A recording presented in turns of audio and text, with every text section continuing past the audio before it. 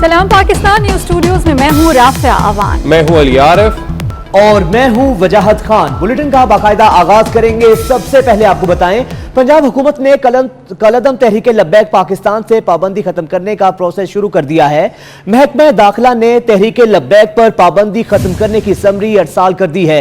Summary की मंजूरी के बाद तहरीक लब्बैक पर पाबंदी खत्म करने की दरखास्त विफाक को भेजी जाएगी। काबीना विंग ने समरी मंजूरी के लिए काबीना को थ्रू सर्कुलेशन इरसाल कर दी है, जबकि काबीना आज रात कलअदम तहरीक लब्बैक पाकिस्तान से पाबंदी हटाने की मंजूरी देगी और इस पर अब अमल शुरू हो चुका है। आपको बताएं कि महकमा दाखिला ने तहरीक लब्बैक पर पाबंदी खत्म करने की समरी अरसाल कर दी है। समरी की मंजूरी के बाद तहरीक लब्बैक पर पाबंदी खत्म करने की दरखास्त विफाक को भेजी जाएगी।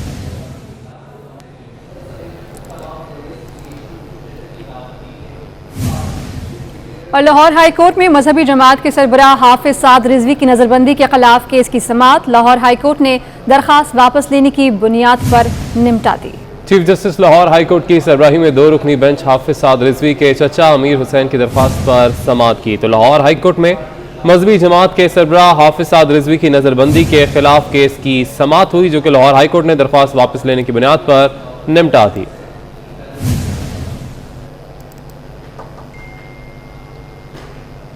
लाहौर हाईकोर्ट में मजहबी जमात के सरबराह हाफिज साद रिजवी की नजरबंदी के खिलाफ केस की समाअत लाहौर हाईकोर्ट ने दरख्वास्त वापस लेने पर निपटा दी, जबकि मजहबी तंजीम और हुकूमत के दरमियान मुआहदे के समरात भी सामने आने लगे हैं। महकमा दाखिला ने कलअदम तंजीम के 90 अफराद के नाम फोर्थ शेड्यूल से खारिज करने की मंजूरी दे दी है। अहम खबर से आपको अपडेट कर रहे हैं। मजहबी तंजीम और हुकूमत के दरमियान मुआहदे के समरात सामने आने लगे हैं। जी हाँ, मजहबी तंजीम और हुकूमत के दरमियान मुआहदे के समरात अब सामने आने लगे हैं। महकमा दाखिला ने कलअदम तंजीम के 90 अफराद के नाम फोर्थ शेड्यूल से खारिज करने की मंजूरी दे डाली है।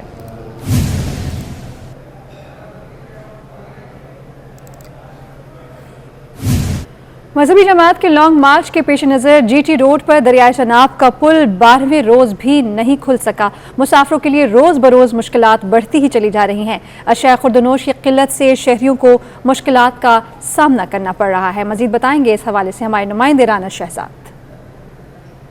जी बिल्कुल, मजहबी जमात के लॉन्ग मार्च के पेश नज़र दरियाए चिनाब का पुल जो है वो आज 12वें रोज़ भी मुकम्मल तौर पर दोनों अतराफ जो है वो कंटेनर लगाकर खंदकें खोद कर पुलिस की भारी नफरी के साथ जो है वो रेंजर की नफरी के साथ आज भी मुकम्मल तौर पर जो है वो बंद है।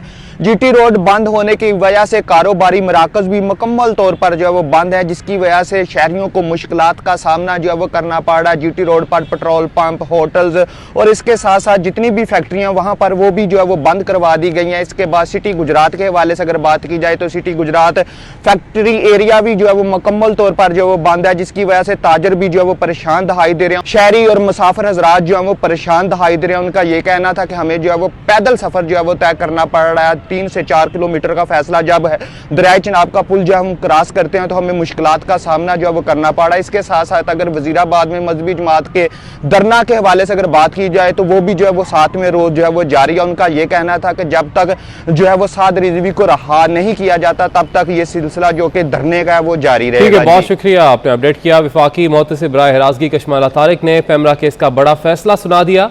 फैसले में करार दिया है कि हाजी आदम ने पैमरा की खातून को हिरासा किया।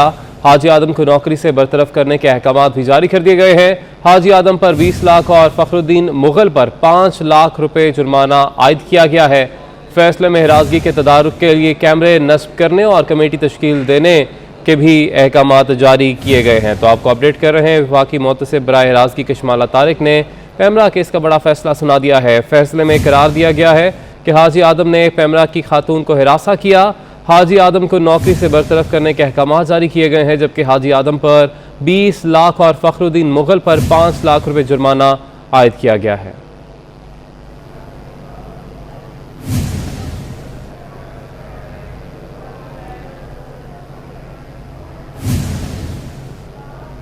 आपने नाज़रीन को अपडेट करते चले कि इस फैसले में हिरासगी के तदारुक के लिए कैमरे नस्ब करने और कमेटी तश्कील देने की हिदायत भी जारी की गई है। बड़ा फैसला सामने आया है। विफाकी मोहतसिब बराए हिरासगी कशमाला तारिक ने पैमरा केस का एक बड़ा फैसला सुना दिया है। फैसले में करार दिया गया है कि हाजी आदम ने पैमरा की खातून को हिरासा किया।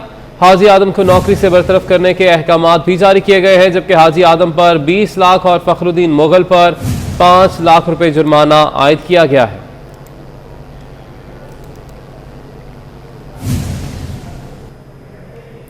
मिठास में महंगाई की कड़वाहट, चीनी की कीमत आउट ऑफ कंट्रोल हो गई। पेशावर में चीनी 150 रुपए किलो की हो गई।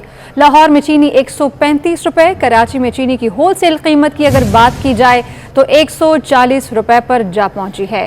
चीनी मीठी है मगर महंगाई से कड़वा करती जा रही है। चीनी की कीमत आउट ऑफ कंट्रोल होती जा रही है। महंगाई ने मिठास में भी करवाहट डाल दी। कराची, पेशावर, लाहौर और दीगर शहरों में चीनी की कीमत आसमान को छूने लगी। पेशावर में चीनी पेट्रोल से भी महंगी, फी किलो 150 रुपए में फरोख्त। महंगे दाम सुनकर शहरी लाल पीले हो गए। कहते हैं वज़ीर आज़म साहब रिलीफ दें, तकलीफ ना दें।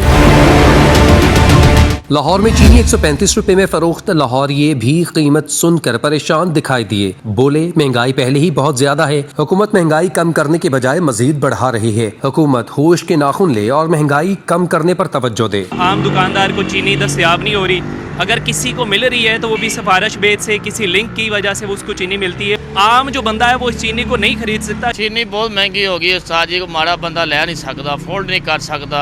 चीनी बहुत रेट तेज किए गए हैं, हर चीज़ की महंगाई हो गई है। कराची में भी चीनी की कीमत आसमान पर पहुंच गई। खैबर पख्तूनख्वा में चीनी की कीमत ऊपर चली गई। होलसेल मार्केट में 140 रुपए जबकि परचून में 150 रुपए फी किलो तक पहुंच गई।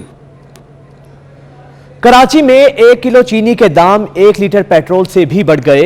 Wholesale grocers association chairman Abdul Rauf Ibrahim का कहना है कि शुगर मिल सप्लाई को जवाब बनाकर हर रोज कीमत में मजीद इजाफा कर रहे हैं। इसी पर बात करेंगे हमारे नुमाइंदे अशरफ खान से, जो इस वक्त होलसेल ग्रोसर्स एसोसिएशन चेयरमैन के साथ मौजूद हैं। अशरफ, आगाह कीजिएगा इस बारे। बात करें महंगाई की तो महंगाई रुकने का नाम नहीं ले रही है। चीनी की कीमतें हैं मुसलसल बढ़ रही है। जो चेयरमैन होलसेल एसोसिएशन के अब्दुल रऊफ हमारे साथ मौजूद हैं, क्या वजूहत है जानते हैं। सर, ऐसा क्या हो गया कि जो कीमतें रुकने का नाम नहीं ले रही है? देखिए, डिमांड सप्लाई का मसला है, क्योंकि हमारी क्रशिंग 20 नवंबर से शुरू होगी। अब इसकी वजह यह है कि जो शुगर मिल मालकान के पास चीनी है वो अपनी मनमानी कीमत पे बेच रहे हैं। गवर्नमेंट की रेट कहीं भी नहीं है। देखिए, ये साल मैं पूरे साल रोता रहा कि भाई देखें, चीनी को कंट्रोल करें और फाइनेंस सिस्टम बंद कर दें। फाइनेंस शुगर मिल मालकान को ना दें, वो खुद पैसे वाले हैं, उनको फाइनेंस क्यों दे रहे हैं आप? जब फाइनेंस देंगे तो वो ज़ख़ीरा करते हैं, स्टॉक करते हैं। फाइनेंस को ख़त्म कर दिया जाए। अब ये जो माहौल बन रहा है, जिस तरीके से बढ़ रही है, सेकंडों में बढ़ रही है, तो ऐसा लग रहा है कि ये 160 के करीब चीनी पहुंचेगी। और रिटेल मार्केट में जो चीनी जो है 140-142 रुपए पहुंच गई है। ठीक है, बहुत शुक्रिया अशरफ खान, आप हमें अपडेट कर रहे थे। जबकि पाकिस्तान मुस्लिम लीग नून की तर्जुमान मरियम औरंगजेब ने मुल्क में चीनी की कीमतों में इजाफे का जिम्मेदार इमरान खान को करार दे दिया है। चीनी सिर्फ और सिर्फ इमरान खान की वजह से और उनके फैसलों की वजह से महंगी हो रही है। चीनी की कीमतों में इजाफे से इमरान खान के ATMs, कार्टल्स और माफिया को फायदा मिल रहा है। वजीर आजम इमरान खान कौम की जान छोड़े और उनका गला महंगाई से न घोंटे। मरियम औरंगजेब ने मजीद ये भी कहा कि महंगाई है कि हुकूमत के झूठ की तरह बढ़ती ही चली जा रही है।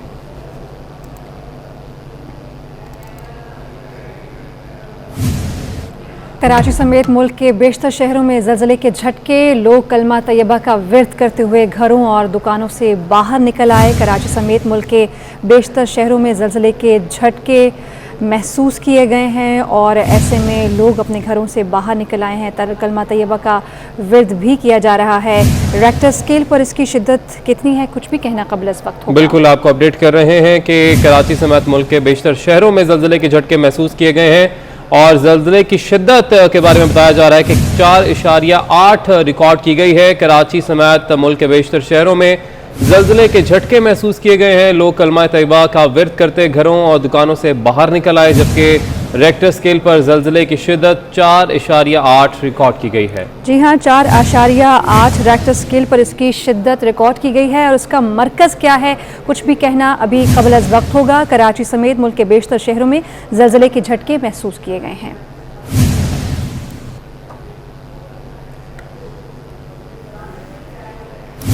अमेरिका को सीपैक से इतनी मोहब्बत क्यों है? 24 न्यूज़ के सवाल पर चीनी सफ़ीर कहते हैं कि सीपैक खुशबूदार फूल है, शहद की मक्खियां भी आएंगी और कुछ कीड़े भी आएंगे। प्रोग्राम नसीम ज़ाहरा @8 में नोंगरोंग बोले कि पाकिस्तान और चीन मुश्तरका मफादात पर इकट्ठे हो जाते हैं।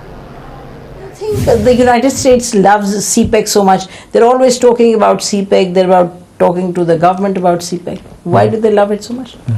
我想的话，一朵花如果是香的话，就会有蜜蜂过来。一朵这个蜂蜜蜜糖在这里的话，很甜的话，也会有其他的昆虫飞过来。所以它能够吸引关注，一定是它发出了光，发出了香味。And some insects have also come. Chimpa दोस्ते जिंदाबाद। लाहौर में संगीन जराइम की तफ्तीश और तहकीक करने वाले जदीद साइंसी इदारे के साथ भी हाथ हो गया। ठेकेदार $20,000 का मटेरियल फॉरेंसिक साइंस एजेंसी के हवाले किए बगैर फरार हो गया। शो कॉज नोटिस के बावजूद भी ठेकेदार की जानिब से कोई जवाब मौसूल नहीं हुआ। अली रामे से मजीद जानेंगे। जी अली रामे, बताइएगा इस हवाले से।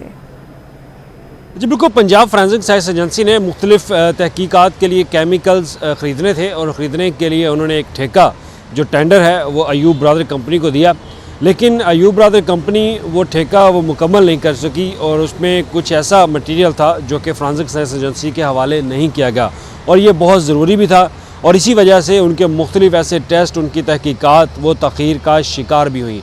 तो इसमें इजराइल ने बताया कि ये 2 करोड़ रुपए से ज़ायद का ठेका दिया गया था इस ठेकेदार को और उसने बाहर से कुछ केमिकल्स इंपोर्ट करके देने थे फॉरेंसिक साइंस एजेंसी को, जो कि मुख्तलिफ रिसर्च और तहकीकात के लिए बहुत अहम होते हैं।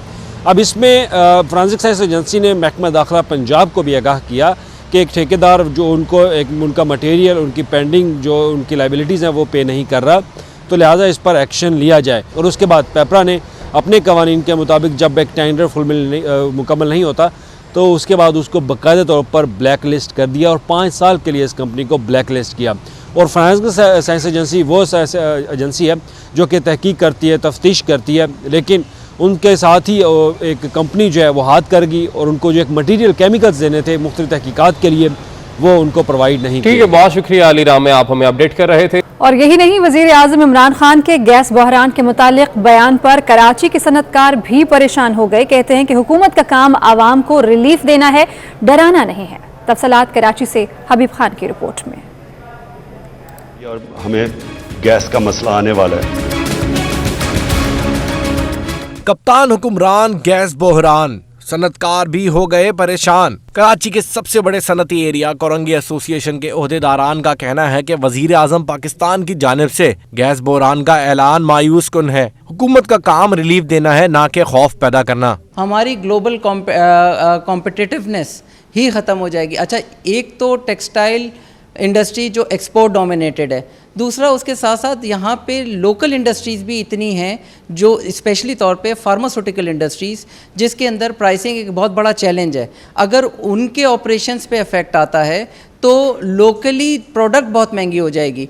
सनतकार कहते हैं कि बुनियादी ज़रूरियात की अदम फराहमी के बायस सनतों का पहिया जाम होकर रह गया है। गैस का बहरान होना एक चीज़ होती है और उसकी मैनेजमेंट पॉलिसी मेकिंग एक चीज़ होती है। अगर एक चीज़ कोर के अंदर ही लिमिटेड सप्लाई में आ रही है तो कुछ हद तक हम भी अंडरस्टैंड कर सकते हैं। हम इंडस्ट्रियलिस्ट हैं, हमें supply demand chain, supply chain का पता होता है कि आप जुमेरात को 8 बजे एक नोटिफिकेशन निकालते हैं कि जुम्मा हफ्ता इतवार आपकी गैस बंद रहेगी, पीर को 9 बजे आएगी। सर, अगर ये चीज़ हमें एक हफ्ता पहले बता दें तो as a industrialist, as a manufacturing unit, I will think of alternatives. Industry दोनों तरीके से हर्ट होती है। अगर आप पैसे बढ़ाते हैं तो कॉस्ट ऑफ प्रोडक्शन बढ़ती है, हर्ट होती है। अगर आप गैस सप्लाई नहीं करते तो फिर आपकी प्रोडक्शन होती ही नहीं, मजीद हर्ट होती है। दोनों सूरतों में हम जो हैं वो हर्ट हो रहे हैं। सनतकारों ने हुकूमत से मुतालबा किया है कि हुक्मरान कारोबारी तबके को रिलीफ फराहम करें, बसूरत दीगर सनतें बंद हो जाएंगी।